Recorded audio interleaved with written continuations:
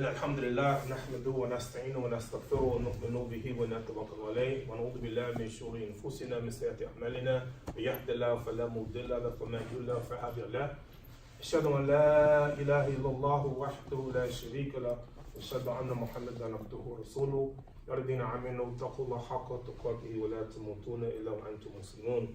Brothers and sisters, alhamdulillah, we praise Allah the Almighty. We believe in Him, we trust Him, we bear witness that nothing deserves to be worshipped except Allah, and we bear witness that Muhammad sallallahu alaihi wasallam is Allah's messenger and His slave. I pray Allah the Almighty to help me to articulate on my tongue what's in here. My whole khutbah is about something that happened during the time of the Prophet, peace and blessing be upon him, something that a man said, and we don't even know his name, a man said. And many hadiths, قال رجل, a man said. He said, Ya Rasulullah, he said, Ya khairu bariya, oh, best of creation. He's talking to the Prophet, some we call him best of creation. I want to see how the Prophet responded to what he said. And the Prophet said,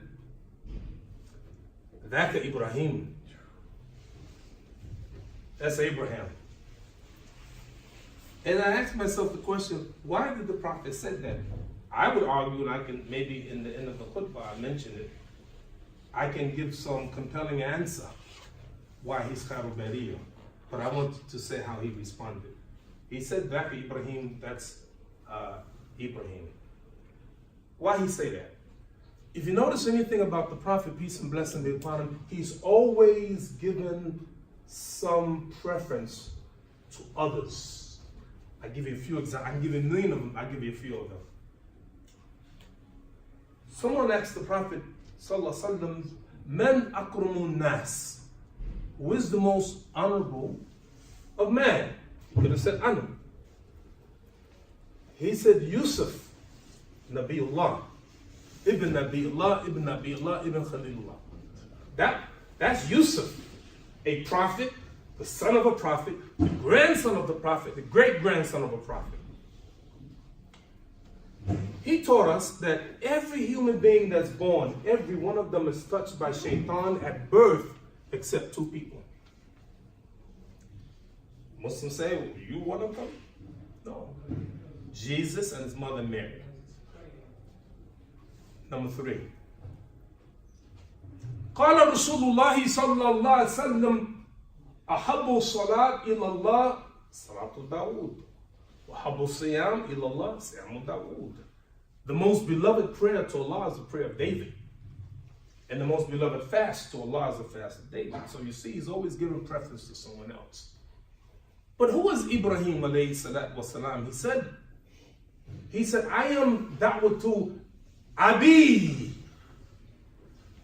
I am the answer to the supplication of my father, Ibrahim. That's his father.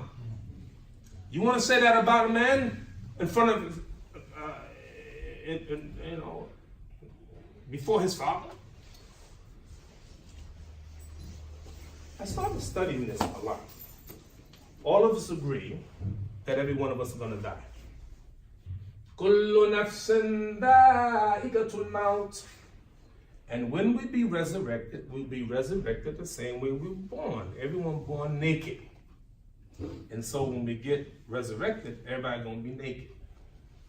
And then he said, أَوْلَا مَنْ يُقْسَى يَوْمَ الْقِيَامَةِ Ibrahim. And the first one to get dressed for Yawm al-Qiyamah is Ibrahim. When I travel in different cities, the first thing I do, I ascertain the direction of the house that Ibrahim built. Where's the Qibla? Where's the Qibla? Ibrahim. Allah mentioned Quran, قَدْ كَانَ لَكُمْ أُسْوَةٌ حَسَنَةٌ فِي إِبْرَاهِيمَ وَالَّذِينَ مَعَهُ. You have this example, this perfect example in Ibrahim and those with him. So Ibrahim is very, very special. I tried to find out why he's so special, and I found the ayah from Quran, and this is what I'm going to talk about. إِذِ ابْتَلَى إِبْرَاهِيمَ رَبُّهُ بِكَلِمَاتٍ فَتَمَّهُنَّ. And when we tested Abraham with tests, he passed every test. That's it. He is who he is because he passed the tests. And you know what? That's what we're going to do.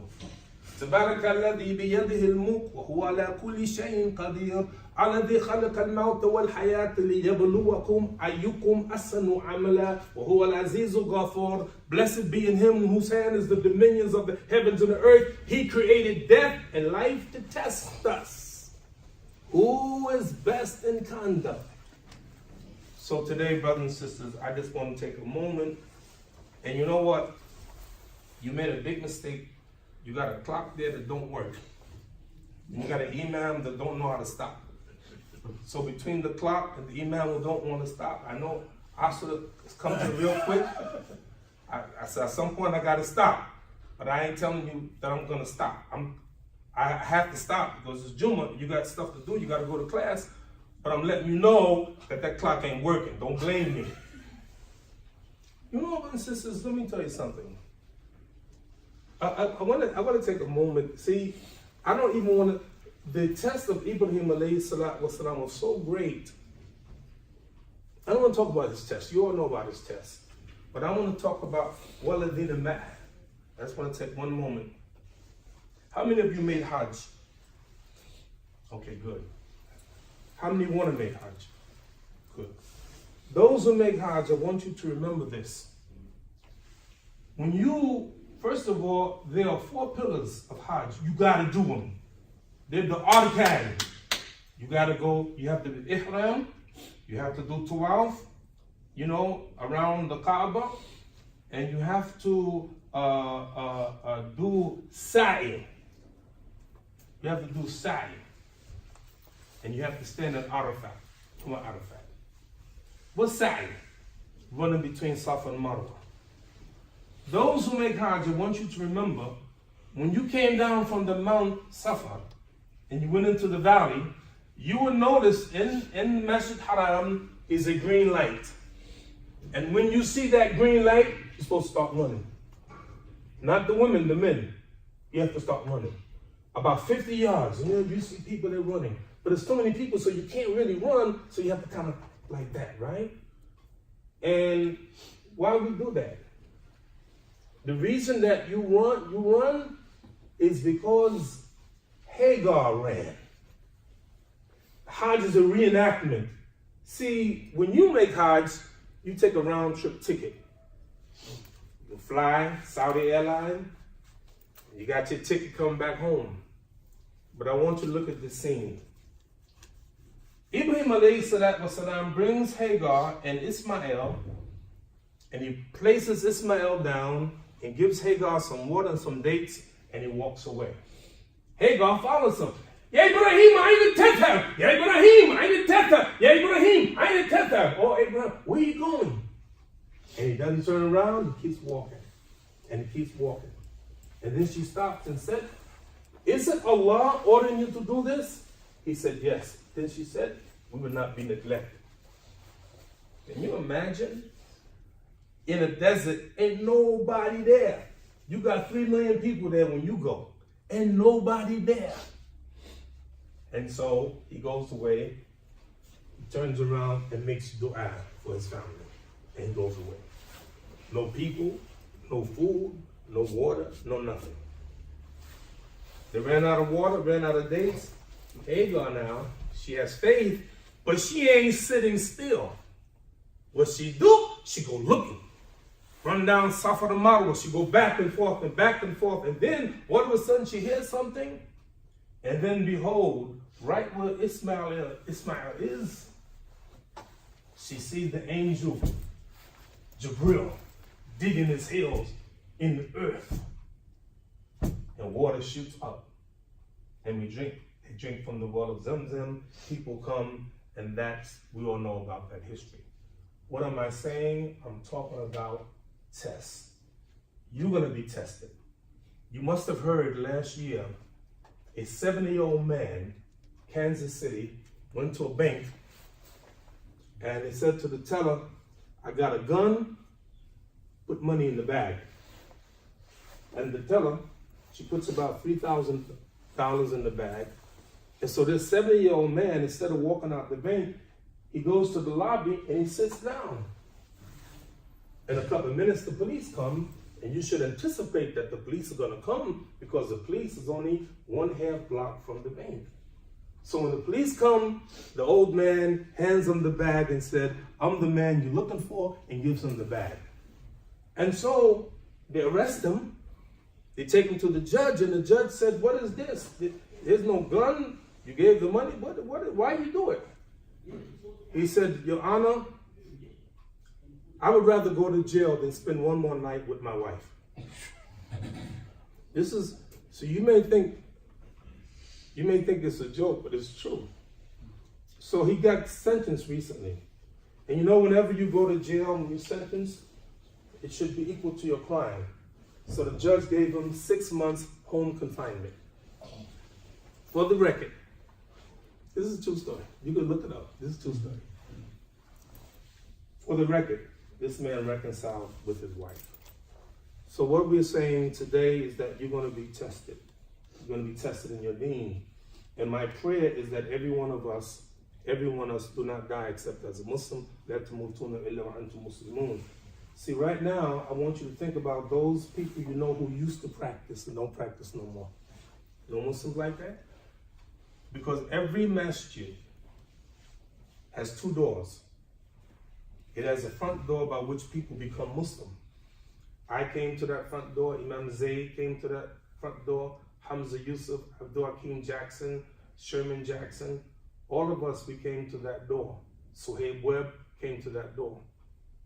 But at the same time, there's a back door, and Muslims are leaving the fold of Islam. The job of the imams and the leaders and the parents, open wide that front door and close the back door. Let me read this for you.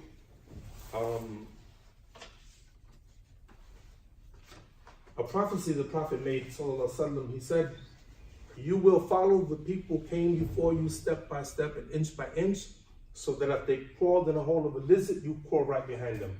And he said, "Ya Rasulullah, do you mean the Christians and the Jews?" He said, "Yes, who else?" I want you to pay attention to what's going on in the world.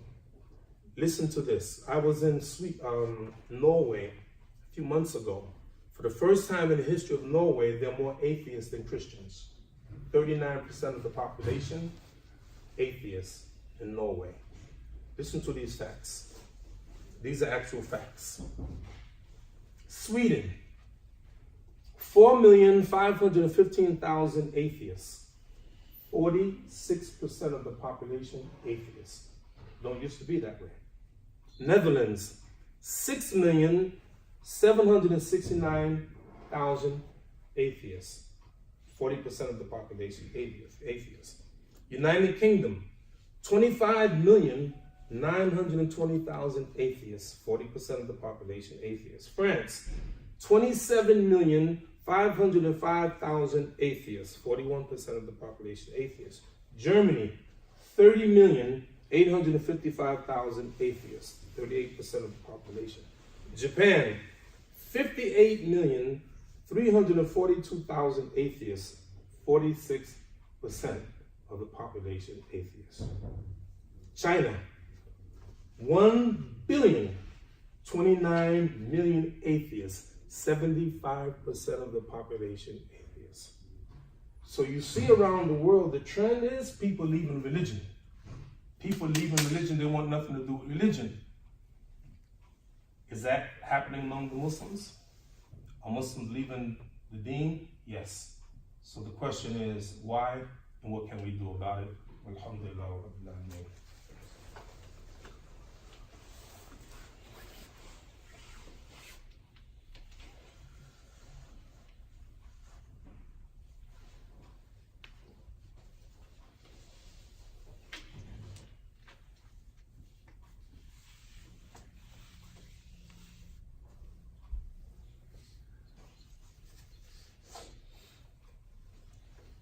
Bismillahirrahmanirrahim. Alhamdulillah Rabbil Alameen.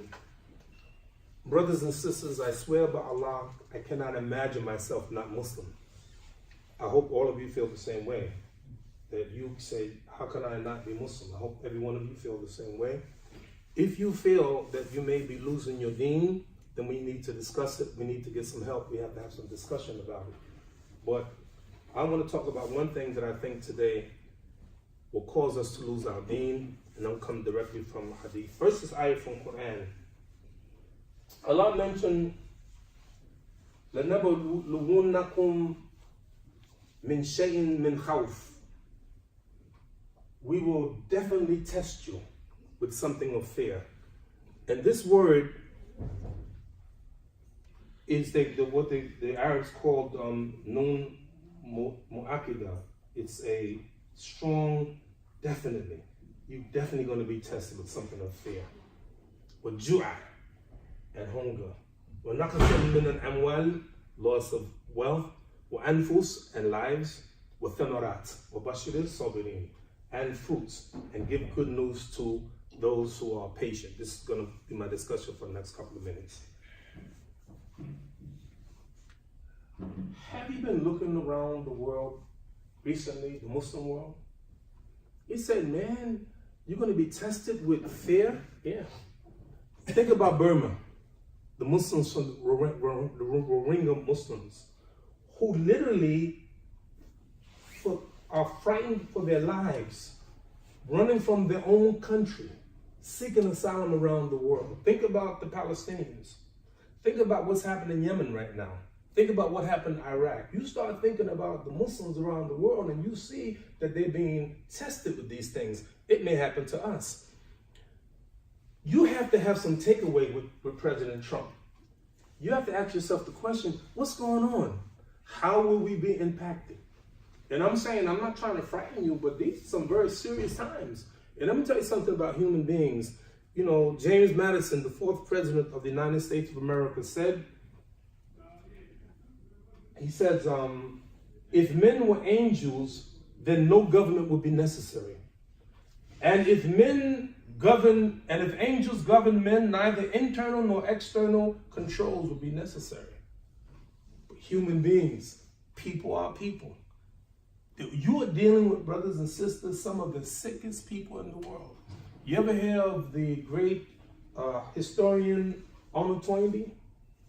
Arnold Toynbee is considered the greatest historian of our time. He wrote a 12-volume book on the history of the world. He said a couple of things, but one of the things that he says, of the 22 civilizations that appeared, 19 of them collapsed when they reached the moral state that the United States is in now. If you look at our country, brothers and sisters, really, seriously. Pat Buchanan wrote a book, Death of the West. When you start studying the West right now, you start being honest, it's on a steady decline. But the question is, what are we going to do about it? So Isaac Newton said, I can calculate the movement of the stars, but not of the madness of man. When you think about Donald Trump, for real, this man, see the issue isn't Donald Trump. He's not the problem. The problem is that there's even one person who would follow him. He is so deluded, so in every kind of way that you could imagine. And now you say people actually believe in him because what's in their heart is now coming out. The hatred that they have is now coming out. And that man, if you don't put a check on him, you will see this country right now is in danger, but we can do something. We can do something about it, inshallah. So, in my conclusion, I wanna say this. So you're going to be tested. How are you going to deal when your test comes? You youngsters, you young guys, right? I want to talk to you for 1 second. Not the sisters, I want to talk to you. You know one of your greatest tests, brothers? Women. The Prophet said it. I ain't left no trial. I have not left a trial more difficult than the man. That's the woman. Well, maybe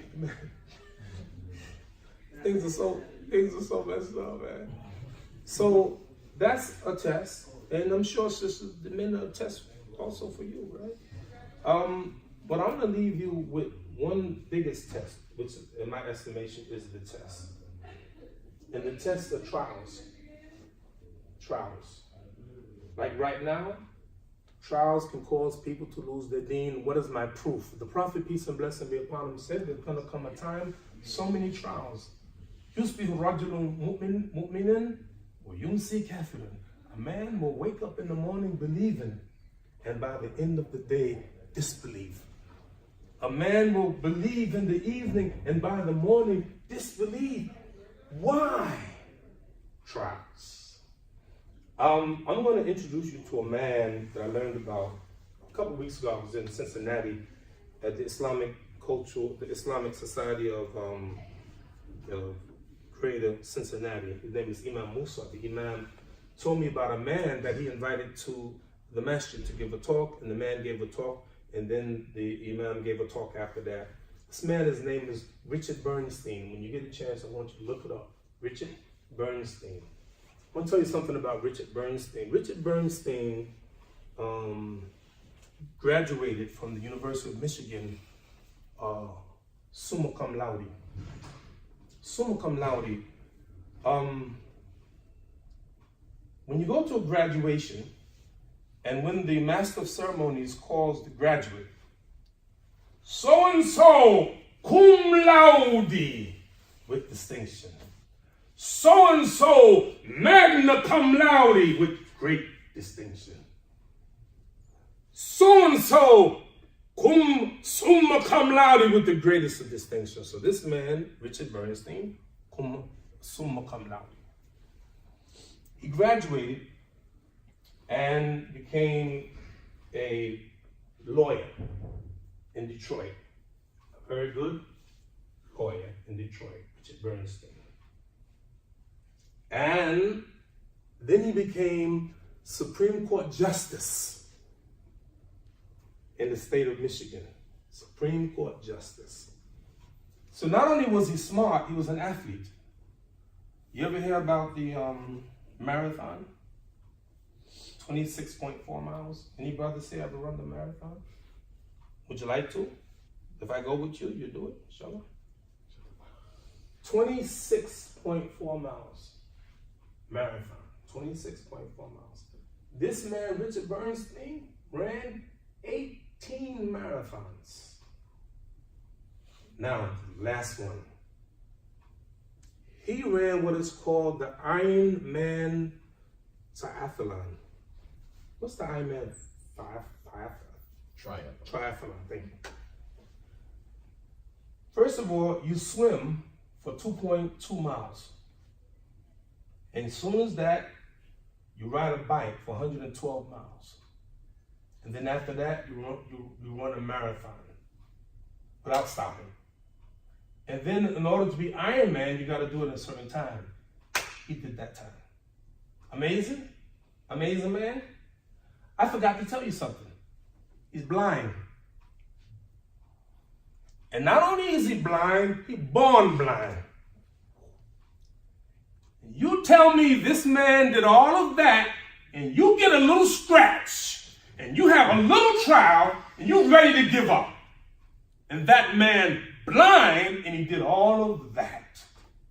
The Prophet, peace and blessing be upon him, said, whenever Allah said that whenever I try my servant with the two lovely things, which mean the eyes and they're patient, Allah give him Jannah.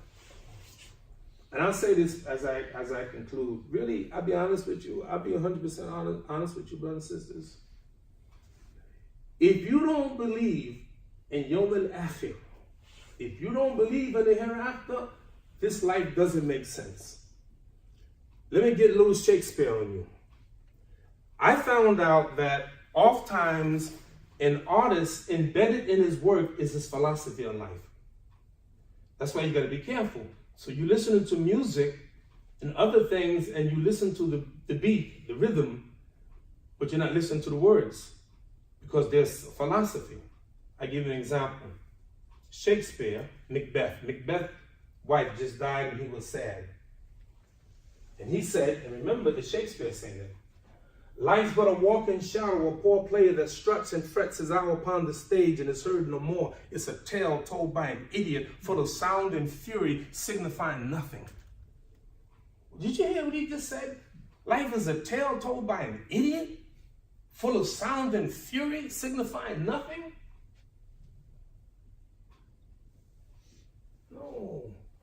And I tell you the truth, if there's no life after death, life is a tale told by an idiot full of sound and fury, signifying nothing. This is what is this? Here you go. Your mom, your dad, they die, your grandfather, they die, your husband died, your wife died, your children die. You lose your home. You lose your job, you lose your position. Everything goes wrong. I know a brother, an imam, Tampa, Florida, a good friend of mine. This man has been tested with every kind of sickness that you can imagine.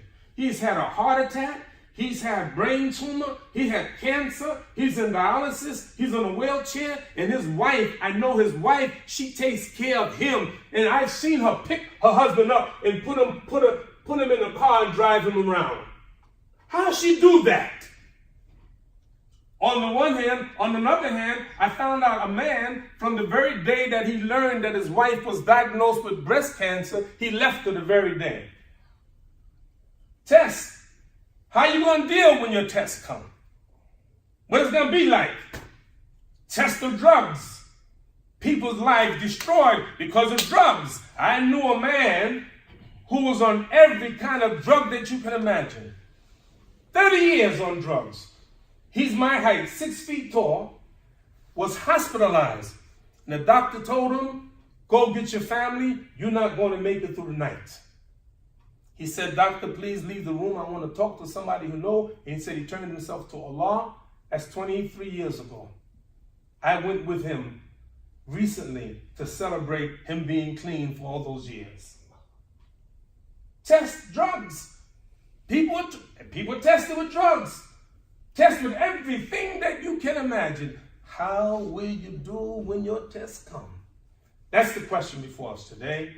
Ibrahim alayhi salatu wasalam, why he was the way he was, why he's Khalilullah, the friend of Allah, because he passed the test when they came. And you don't know how you're going to be tested.